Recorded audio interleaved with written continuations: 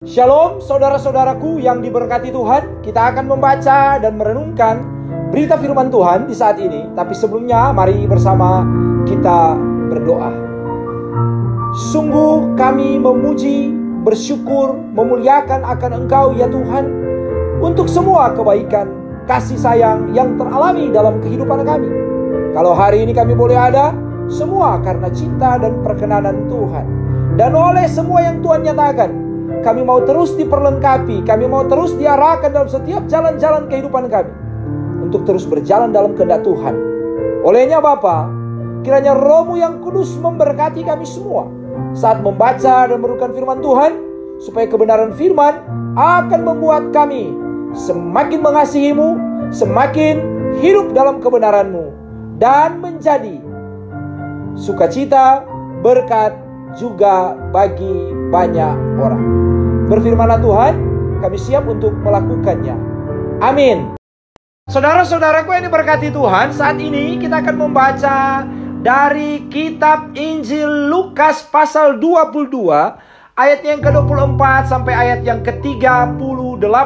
Injil Lukas 22, ayatnya yang ke-24 sampai ayat yang ke-38, di bawah judul Lembaga Alkitab Indonesia, Percakapan Waktu Perjamuan Malam.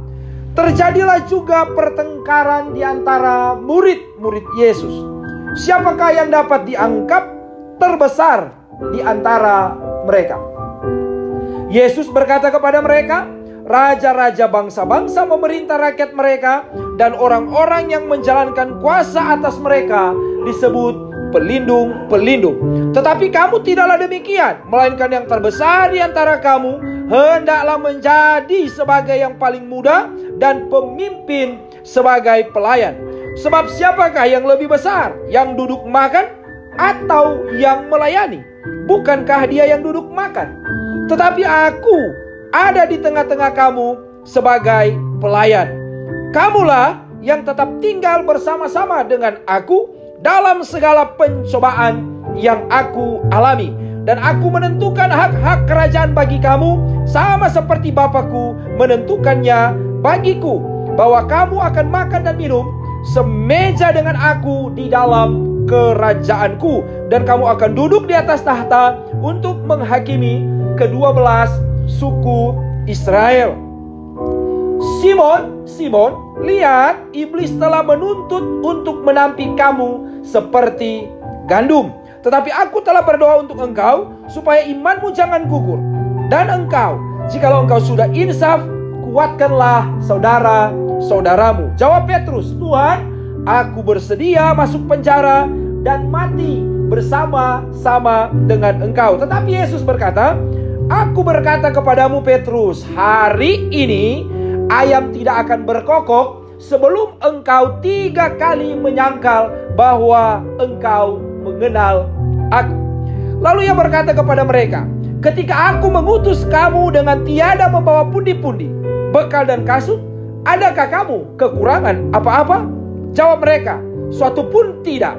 Katanya kepada mereka, tetapi sekarang ini, siapa yang mempunyai pundi-pundi, hendaklah ia membawanya. Demikian juga yang mempunyai bekal.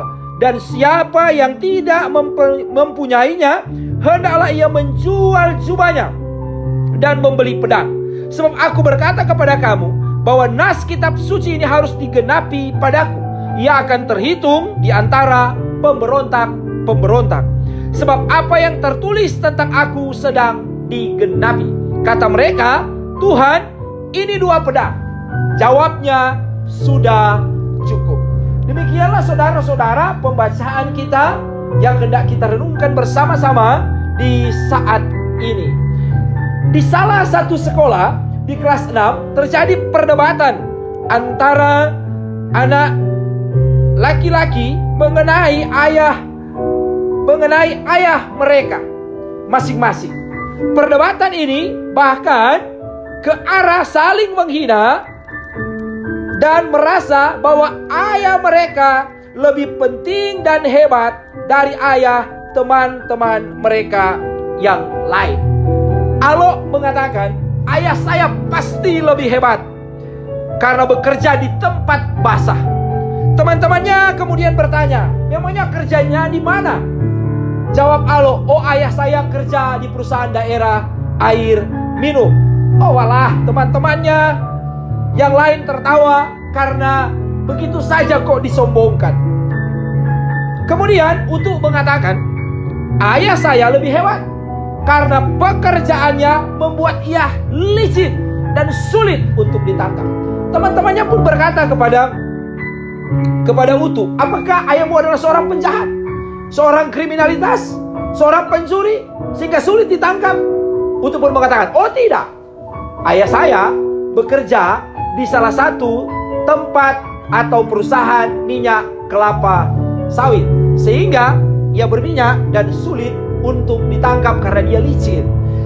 Teman-temannya pun tertawa dan mengatakan bahwa pekerjaan seperti itu kok disombongkan. Kemudian ada salah seorang teman mereka yang lain yang bernama Ungke yang kemudian berkata bahwa pasti ayahnya yang lebih hebat sebab pekerjaan ayahnya sangat tinggi. Teman-temannya pun bertanya dan berkata, apakah pekerjaan dari ayah Ungke? Maka ia mengatakan, ayah saya adalah seorang pemanjat kelapa. Maka teman-temannya pun tertawa dan berkata, oh iyalah, kalau pekerjaan ayahnya adalah seorang pemanjat kelapa, pasti pekerjaannya tinggi karena tempat yang ia naiki yaitu pohon kelapa tentu tinggi di atas dataran. Saudara-saudaraku yang diberkati, kemudian ketika mereka saling berdebat, ada seorang temannya yang bernama Opo yang duduk tenang, diam, dan akhirnya ditanyakan oleh teman-temannya yang lain, kalau engkau Opo, apa pekerjaan ayahmu? Apakah pekerjaan ayahmu besar, lebih tinggi, lebih hebat dari kami?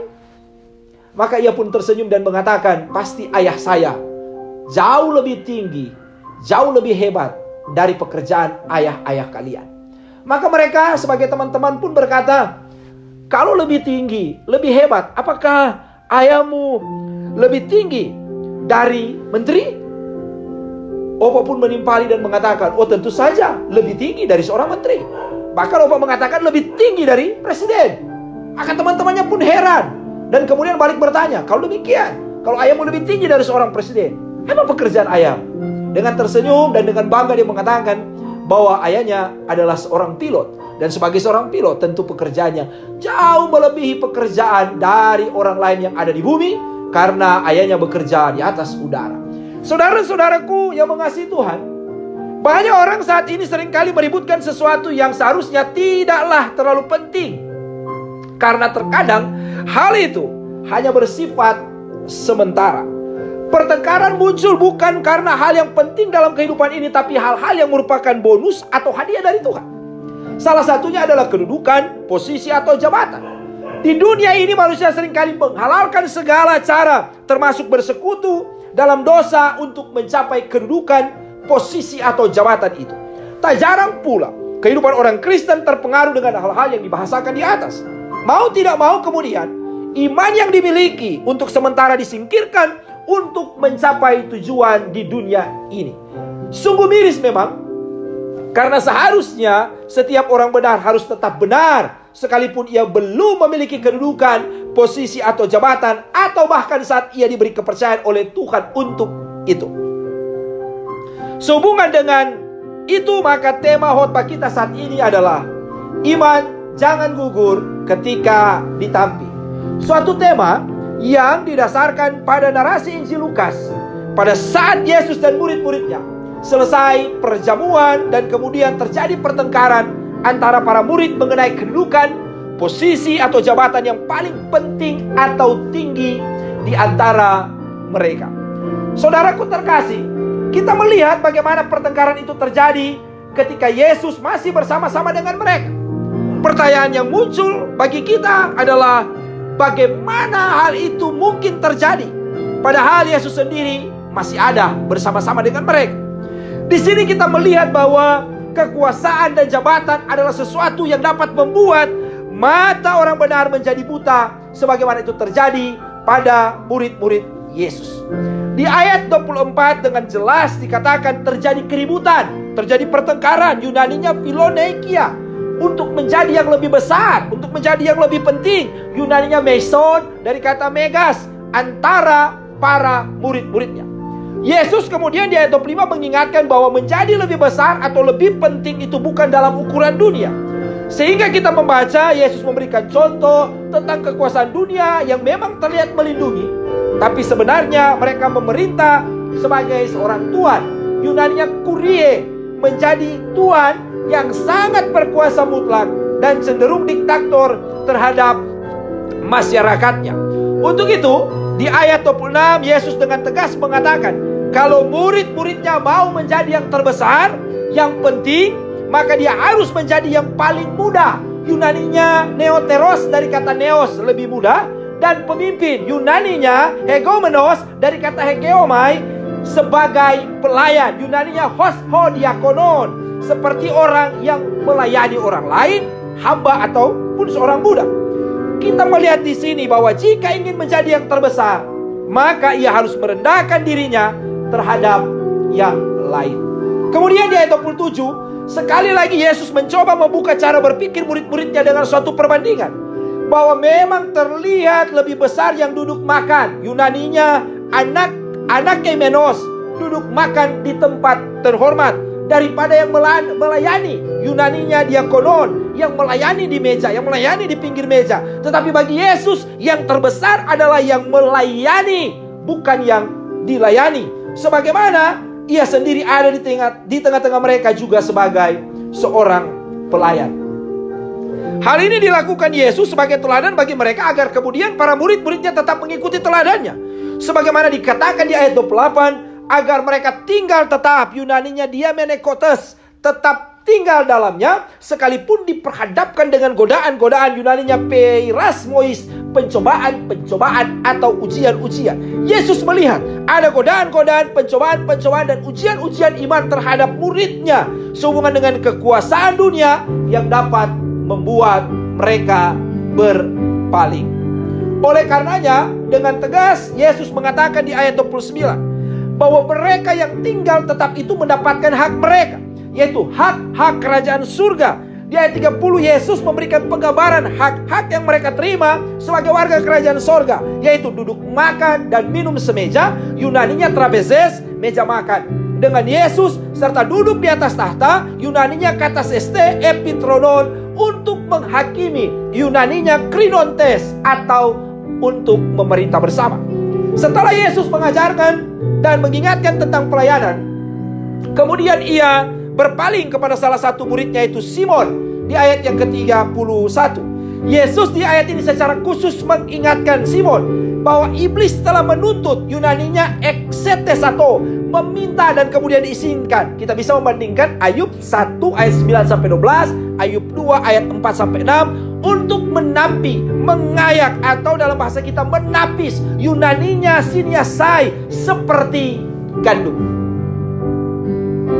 Hal ini dilakukan untuk menggoncangkan, tapi juga sekaligus memisahkan mana yang gandum dan mana yang sekam. Tetapi saudara-saudara, walaupun demikian, di ayat 32 Yesus tetap berdoa agar Simon tidak gugur, supaya tidak berhenti percaya. Yunaninya eklipe, dari kata dari kata Yunani eklipe, yang berarti berakhir atau tidak lagi percaya. Agar supaya ketika ia insaf, ketika ia berbalik, Yunaninya epistrepsas, ia akan menguatkan. Artinya ketika Simon ini bertobat, ketika Simon ini berbalik, ia kemudian akan meneguhkan. Yunaninya sterison, meneguhkan saudara-saudaramu, yaitu murid-murid yang lain. Apa yang diperkatakan Yesus disanggah oleh Simon dengan mengatakan di ayat 33 bahwa ia rela masuk penjara bahkan mati bersama-sama dengan Yesus.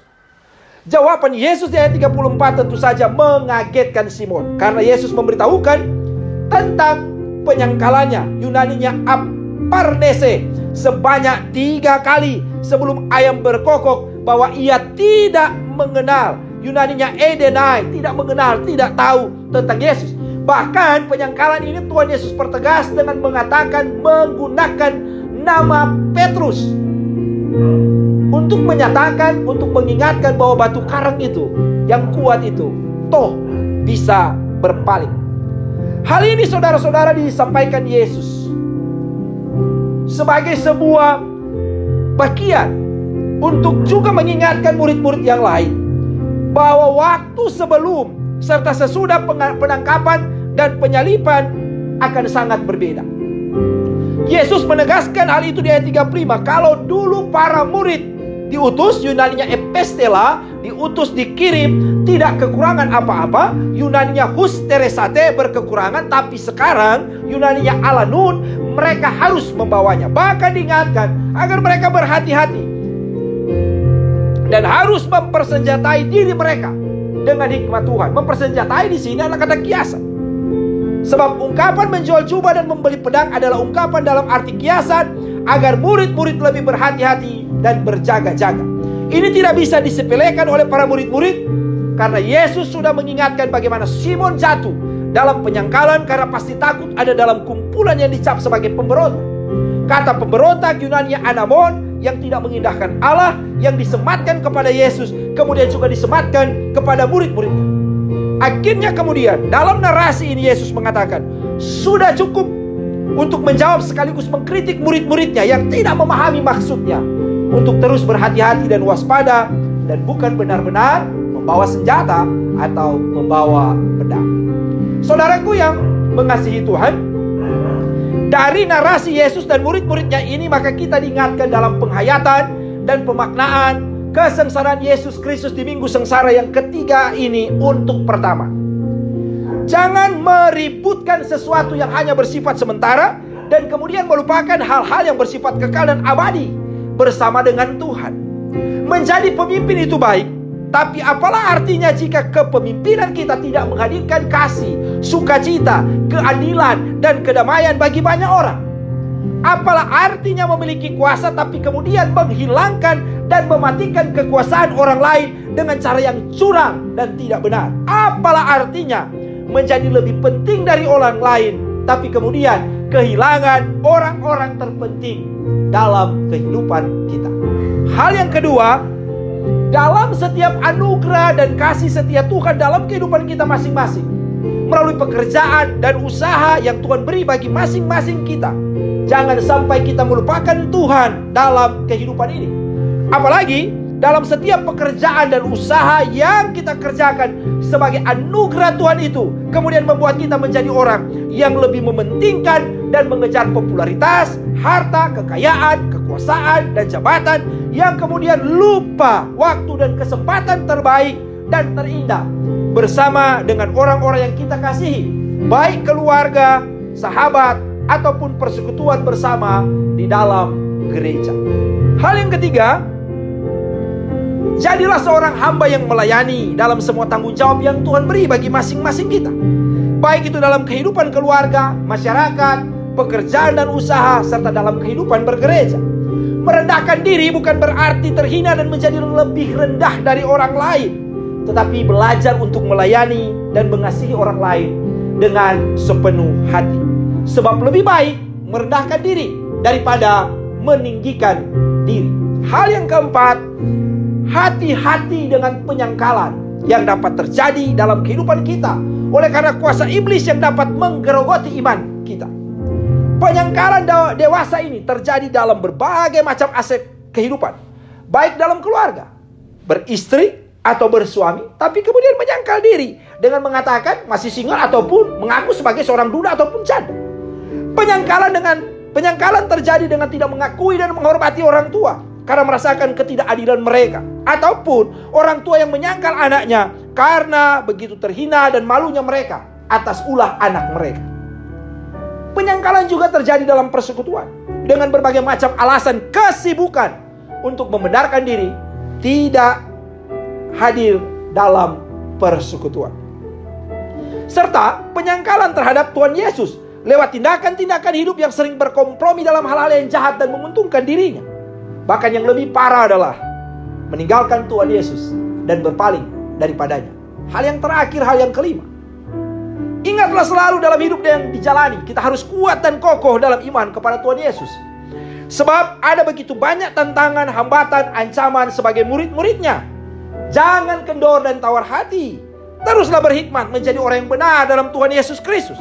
Jangan gugur imanmu karena ditampi dengan berbagai macam tantangan, hambatan, dan ancaman. Teruslah tinggal dalam iman percaya kepada Tuhan Yesus Kristus yang telah mati, bangkit, dan naik ke surga. Bagi kita semua yang terus percaya dan melakukan apa yang Tuhan kehendaki dalam hidup kita masing-masing.